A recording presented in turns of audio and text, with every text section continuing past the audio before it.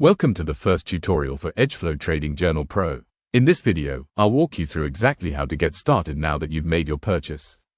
Once you've opened the template link, look for the Duplicate button in the top right corner of the page and click it.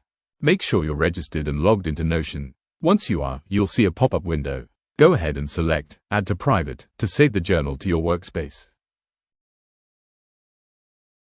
Give it a moment to fully copy to your account. While that processes, I've switched to a clean workspace to show you exactly how it looks from a fresh start.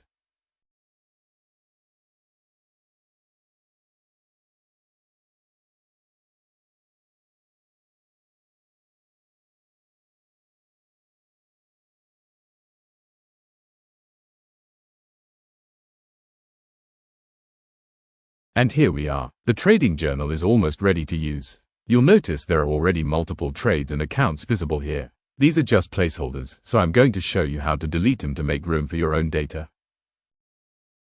Click on the toggle icon in the Others menu and select Database. This will take you to a new page containing the system's core databases. I highly recommend leaving these settings alone until you are very comfortable with Notion. For now, let's just proceed into the Trading Journal database.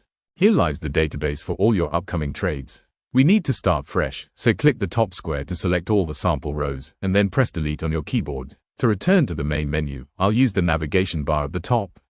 Now, we need to remove the sample account. Simply click on the three dots menu here and select Delete.